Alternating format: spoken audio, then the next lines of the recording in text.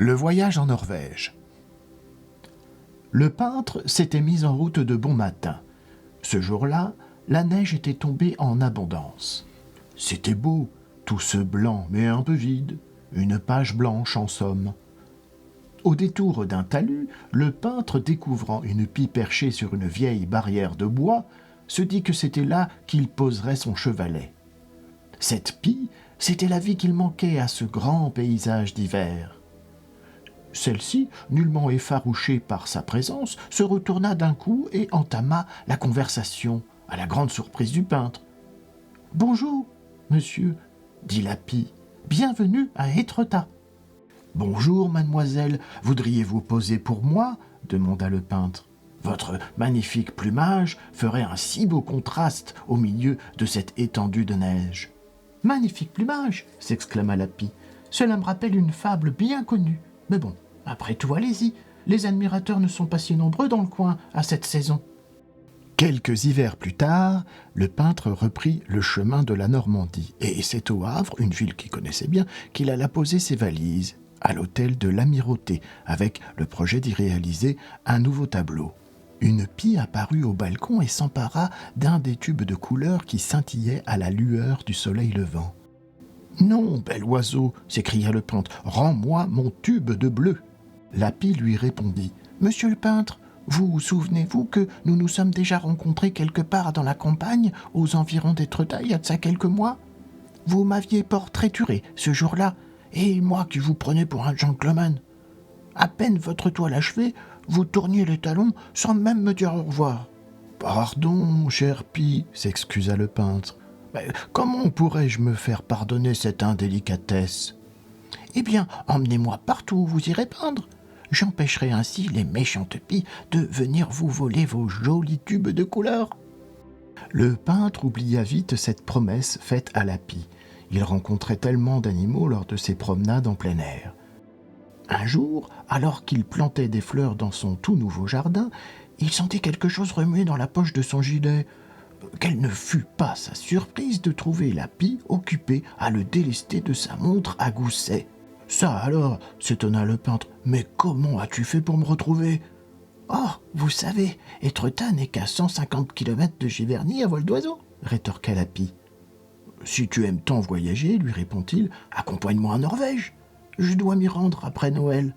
Jacques, mon beau-fils, m'y a invité à découvrir le fantastique hiver scandinave. Ici, les hivers sont trop courts et je n'ai guère le temps d'achever mes tableaux. »« Ah oui, je suis partante, dit-elle avec entrain. Mais il fait sûrement très froid là-bas. »« T'inquiète pas, tu voyageras dans une belle cage avec une housse molletonnée. Je connais un endroit à Paris où nous pourrons trouver ce genre d'article. » La pie retrouva le peintre comme prévu sur les quais de la Seine. Ils cheminèrent ensemble le long du quai de la Mégisserie, dit quai aux oiseleurs, et ils ne tardèrent pas à découvrir la devanture du pan rayonnant. En entrant dans la boutique, ils furent accueillis par le propriétaire des lieux, un drôle d'oiseau du nom de Jean-Baptiste Pinson. « Entrez, entrez !» leur lança-t-il en chantonnant. « Ici tout vous trouverez, du rossignol du Bengale au chardonneret. De quoi rendre tout honnête homme plus guilleret. »« Oui, bonjour, monsieur Pinson, » rétorqua le peintre. « Je la connais, votre chanson. Je vous présente mon amie la pie. Je souhaite qu'elle voyage à mes côtés dans d'excellentes conditions.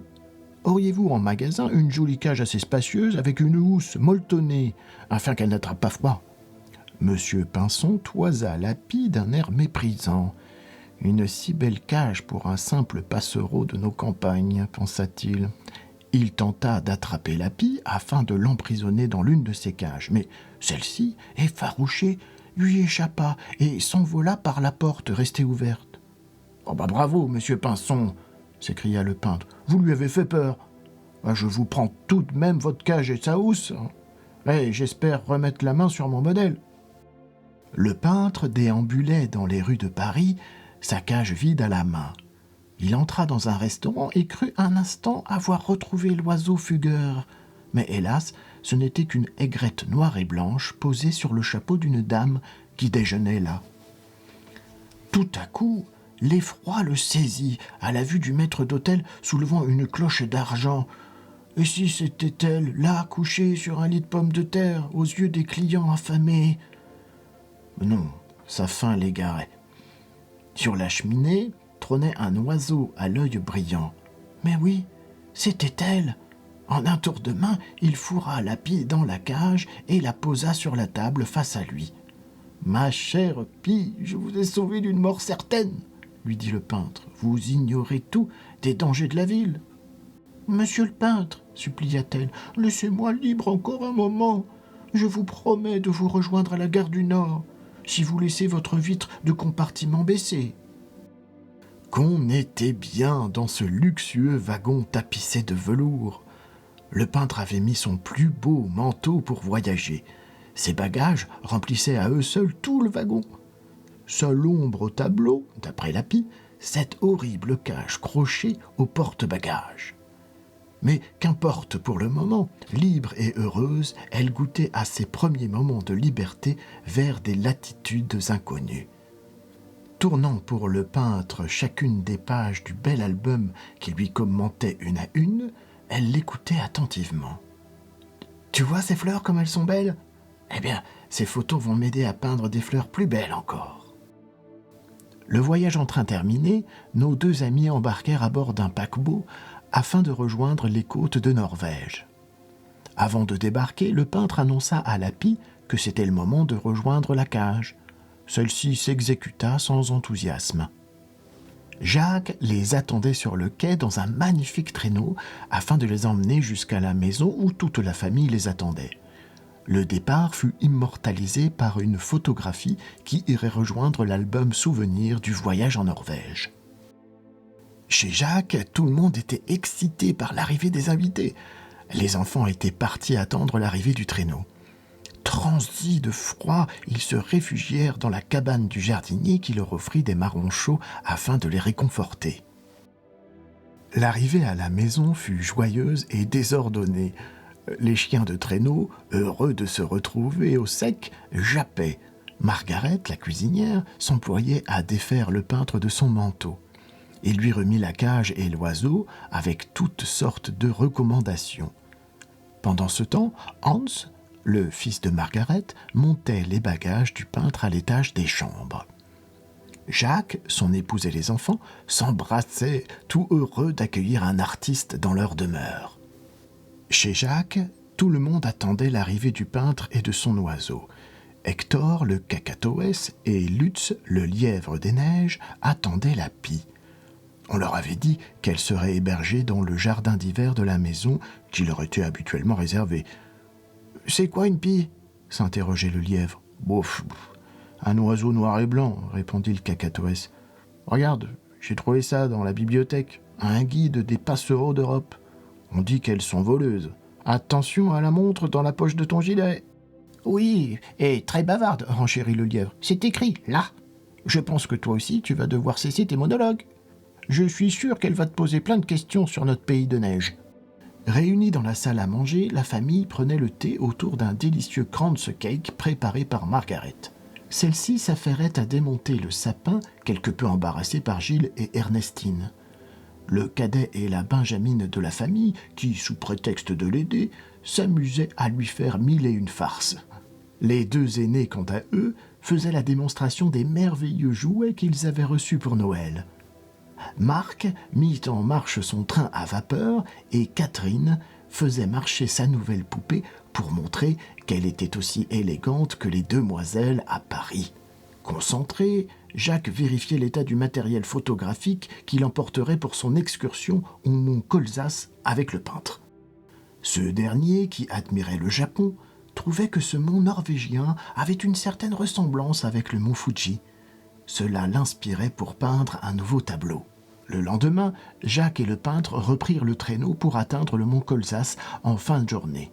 Arrivé à la nuit tombée à Sandvika, village situé au pied du mont, le peintre alla de maison en maison se renseigner sur les meilleurs points de vue pour ses tableaux. Il ne se doutait pas qu'il était suivi par une bande de petits pêcheurs. Et ceux-ci se regardèrent médusés en découvrant le profil du peintre à la longue barbe au travers des vitres givrées. « C'est le Père Noël qui est revenu !» s'écrièrent-ils. « Il vient reprendre les jouets des enfants qui ont menti dans leurs lettres en prétendant qu'ils étaient sages. » Tout le monde se sentit un peu concerné.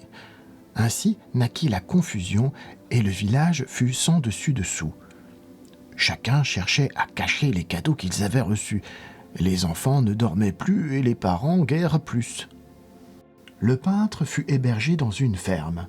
Et tout à coup, 2 petits pêcheurs apparurent dans la salle commune et se jetant sur la belle barbe du peintre, tirèrent à toute force. « C'est vous !» dirent-ils avec effroi. « C'est vous le Père Noël! Vous venez reprendre nos jouets !» Un vieux paysan au bout de la table adressa un clin d'œil au peintre. « Si vous voulez tirer ça au clair, conseilla-t-il, allez voir le Père Noël vous-même. Il habite au milieu du lac, non loin d'ici. Vous lui tirerez le portrait, ainsi on pourra comparer et les enfants seront rassurés. » Sur ces bons conseils, Jacques et le peintre se rendirent chez Puck, le pêcheur de saumon, pour lui louer une barque afin de rejoindre la cabane du Père Noël. Puck était occupé à raboter une latte de sapin et regardait ses 2 visiteurs d'un air amusé. Jacques initiait son beau-père au maniement des rames. À travers le brouillard hivernal, ils aperçurent la cabane du Père Noël isolée au milieu du lac. Heureusement, un chenal avait été creusé dans la glace pour atteindre son embarcadère. Jacques et le peintre trouvèrent le Père Noël en train de se reposer au coin du feu. « Bonjour Père Noël, dit Jacques, nous sommes Français. Nous aimerions ramener à Paris le vrai portrait du Père Noël. Seriez-vous d'accord pour une séance de pause ?»« Ma foi, essayons, répondit-il, si ce n'est pas trop fatigant. Je reste assis dans mon fauteuil. Toutes ces distributions de cadeaux m'ont épuisé. » Jacques sortit son appareil photo. La pause ne dura que quelques minutes, ce qui ravit le Père Noël. Par contre, voir son joli costume rouge viré au gris après le développement de la plaque le déçut grandement. Les progrès de la photographie n'avaient pas encore atteint le fond de cette forêt nordique. Le peintre, lui, eut plus de succès avec son portrait. Du rose, du rouge, du blanc, ça c'était vivant. Le Père Noël préféra le tableau coloré à la photographie en noir et blanc, d'autant plus que le peintre avait su affiner sa silhouette de gourmand légendaire. De retour au village, une réunion eut lieu à l'auberge où furent invités tous les enfants. À l'aide d'un dispositif imaginé par Jacques, constitué d'une bougie et d'un drap blanc, on eut vite fait de convaincre l'assistance que le peintre n'était pas le Père Noël. Le peintre, pas rancunier à l'égard de cette bande de petits coquins, leur promit que s'il n'était pas le Père Noël, il pouvait toutefois se montrer généreux. « Quand je retournerai au Havre, leur dit-il, j'irai chez un de mes amis chocolatiers et vous enverrai à chacun une boîte de galets. » Devant la mine déconfite des petits, il s'empressa d'ajouter « Mais non, pas ceux qu'on trouve sur les plages. Ces galets-là sont en fait de délicieux chocolats enrobés de sucre. C'est une spécialité normande, un vrai délice. »